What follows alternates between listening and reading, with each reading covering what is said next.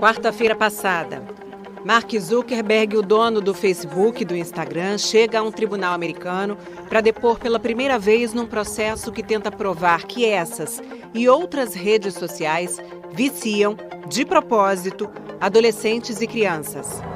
O resultado do julgamento pode criar jurisprudência nos Estados Unidos sobre a responsabilização das empresas de mídia social no país.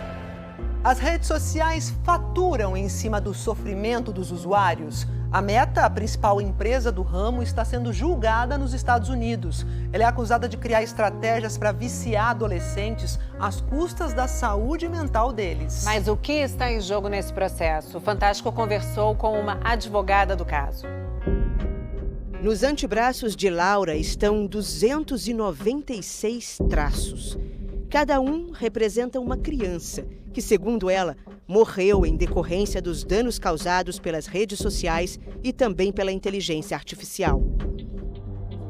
Laura Marques faz parte de uma equipe de advogados que atuam em um processo nos Estados Unidos contra a empresa Meta, dona do Facebook e do Instagram. A acusação principal: as redes sociais viciam crianças e adolescentes de propósito. Você vai ver declarações de gente de dentro do Instagram dizendo coisas do tipo: o Instagram é uma droga. A empresa Alphabet, dona do YouTube e do Google, também é acusada nesse processo. Já TikTok e Snapchat iam ser acusadas na mesma ação, mas acabaram conseguindo fechar acordos confidenciais. Quem entrou com o processo em 2023 foi uma jovem no estado da Califórnia. A identidade dela está sob sigilo de justiça. Hoje ela tem 20 anos. Começou a usar as redes sociais aos 6. Segundo os advogados, a jovem foi diagnosticada com problemas severos de saúde mental em consequência do acesso a conteúdos perigosos. Para a acusação, isso intensificou ansiedade, depressão e vontade dela de desistir de viver. O caso reúne outras 1.600 ações contra as redes sociais nos Estados Unidos.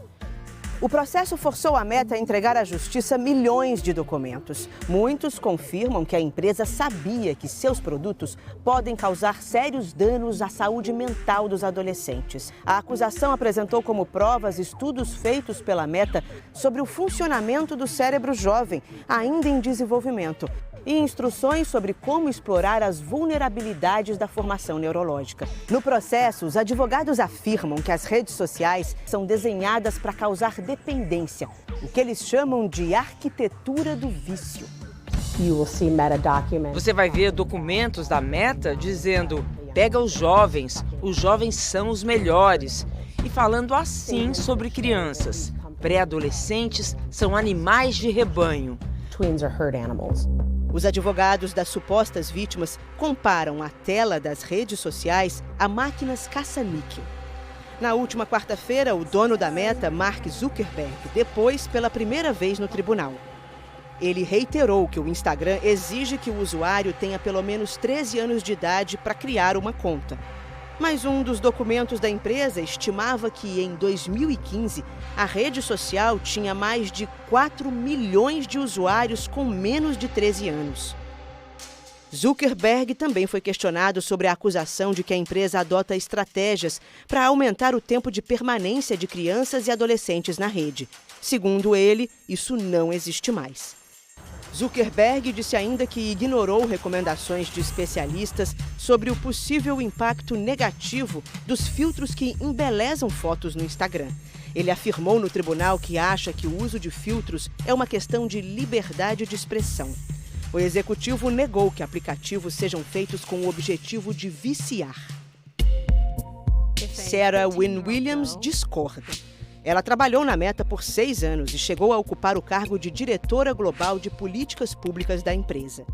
O povo merece saber a verdade.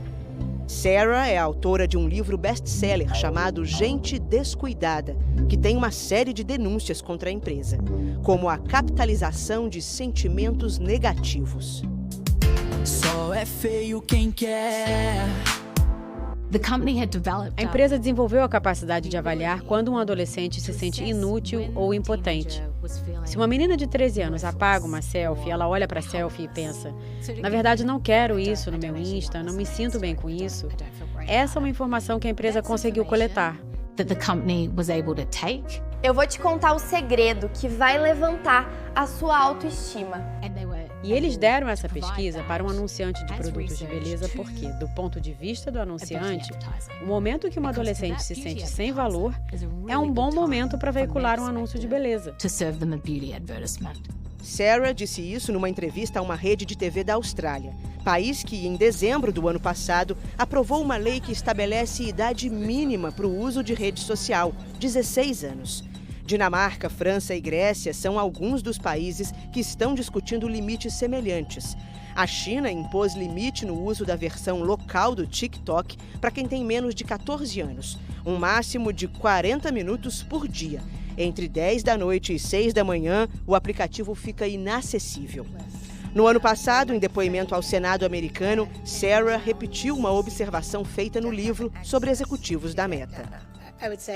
Eu perguntava para eles: seu filho adolescente já usou o produto que vamos lançar? E eles me respondiam: meu filho adolescente não tem permissão para usar o Facebook. Meu adolescente não está no Instagram.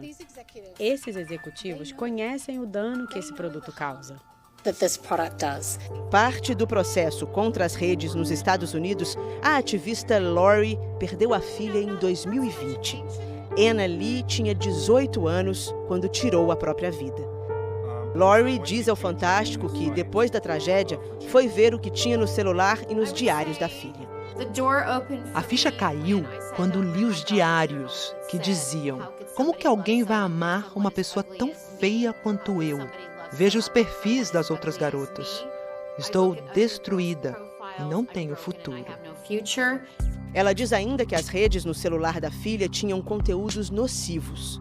Ex-chefe de políticas públicas no Brasil do WhatsApp, o aplicativo de mensagens da Meta, Daniela da Silva diz por que resolveu sair da empresa há um ano. Eu tinha uma frustração imensa de fazer o meu trabalho por dentro de uma empresa e encontrar tantas barreiras para poder levantar formas mais seguras, formas mais íntegras de desenvolver as tecnologias que depois iam chegar ao público e que eu sabia iam chegar também a crianças e adolescentes. Tudo isso foi desenhado para que crianças, adolescentes e adultos fiquem o máximo de tempo possível dentro da plataforma. O produto é desenhado para reter e para viciar. Na sessão do julgamento na quarta-feira, o advogado que defende o Google disse que o YouTube não é viciante e nem é rede social, mas sim uma plataforma de entretenimento. O YouTube divulga em seu blog iniciativas como o recurso de contas supervisionadas para pré-adolescentes e adolescentes. No ano passado, quando Sarah lançou o livro, a empresa Meta afirmou que ele mistura informações desatualizadas e afirmações falsas. Em nota enviada ao Fantástico, a empresa diz que discorda fortemente das alegações do processo e que acredita que as evidências vão demonstrar o compromisso de longa data em dar apoio aos jovens. A Meta diz que há mais de 10 anos ouve pais, trabalha com especialistas e autoridades e faz pesquisas. Este aprendizado, segundo a nota, é usado para mudanças significativas, como a introdução das contas de adolescente e as ferramentas para os pais. A empresa termina a nota afirmando que está sempre trabalhando para fazer ainda melhor. No fim das contas, o objetivo é parar com isso, forçar as redes a consertar seus produtos. Se o resultado do processo for só compensação financeira, nós perdemos.